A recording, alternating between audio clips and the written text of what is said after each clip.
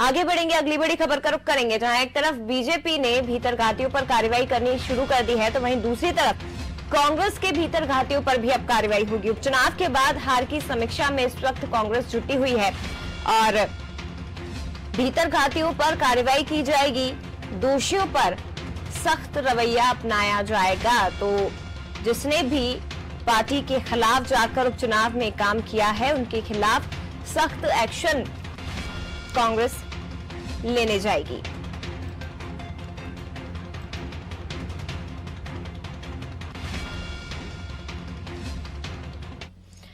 सीधे रुक करेंगे आशीष जी का, विशेष संवाददाता हमारे साथ लगातार जुड़े हुए हैं। आशीष जी, बीजेपी जीत गई, 19 सीटें बीजेपी ने जीती, सरकार कायम है, लेकिन भीतरघाती जो उनके खिलाफ, पार्टी के खिलाफ लगातार काम कर रहे थे, उनके खिलाफ बीजेपी एक्शन ले रही है। अब दूसरी तरफ जो कांग्रेस हार चुकी है, वो अब हार की समीक्षा कर रही है कि आखिर ऐसे कौन से कारण हैं जिनके कारण हार का मुंह कांग्रेस को देखना पड़ा, और कांग्रेस भी अब भीतरघातियों पर कार्रवाई करने में जुटी हुई है। देखिए जया, जब भी कोई चुनाव होता है तो जो राजनीतिक दल को हार का सामना करना पड़ता है वो निश्चित तौर पर समीक्षा करता है और समीक्षा करके हार के कारणों को पता लगाने की कोशिश करता है ताकि आने वाले समय में इस तरह की गलतियां नहीं दोहराई जाए। अब चूंकि कांग्रेस को एक बड़ी हार का सामना मध्य प्रदेश में करना पड़ा है, 15 साल के वनवास के बाद जब मध्य प्रदेश में सत्ता आई थी तो कांग्रेस खेमे में काफी खुशी थी, लेकिन वे अपने घर की फूट, अपने घर की दरार को संभाल नहीं पाए और यही वजह रही कि मध्य प्रदेश में सत्ता परिवर्तन हुआ।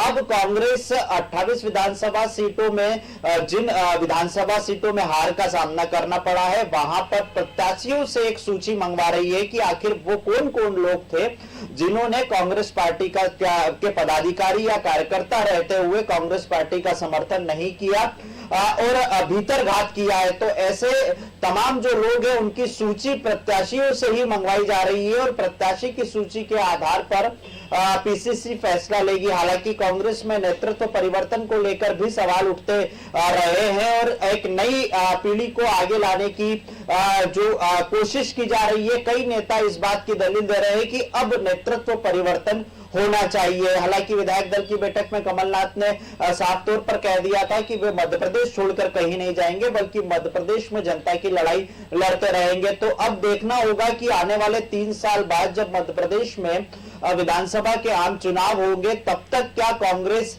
इस तरह से अपने संगठन को मजबूत कर पाएगी। बिल्कुल, कई सवाल ऐसे में उठते हैं आशीष जी, क्योंकि पूर्व मुख्यमंत्री कमलनाथ की तरफ से भी कहा गया कि जो सोचते हैं कि मैं मध्य प्रदेश में नहीं रहूंगा, ये उनकी गलतफहमी है। ये भी कहा कि 2023 के चुनाव में हम फिर से एकजुट होकर, एकजुटता के साथ लड़ेंगे। लेकिन कांग्रेस के भीतरघाती आखिर कौन है? क्या किसी का नाम अभी तक सामने आया है जिनके खिलाफ कांग्रेस एक्शन लेगी?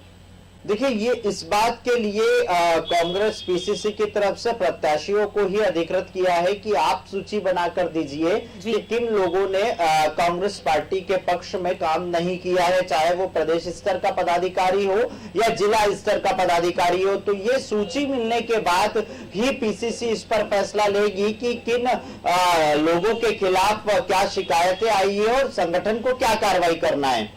ठीक है, मैं लौटूंगी, आशीष जी बने रहिएगा। लेकिन अब कांग्रेस भी भीतरघातियों के खिलाफ एक्शन में जुट गई है। लिस्ट बनाने की तैयारी की जा रही है और उस लिस्ट के हिसाब से ही जो भीतरघाती है उनके खिलाफ सख्त एक्शन पार्टी लेगी।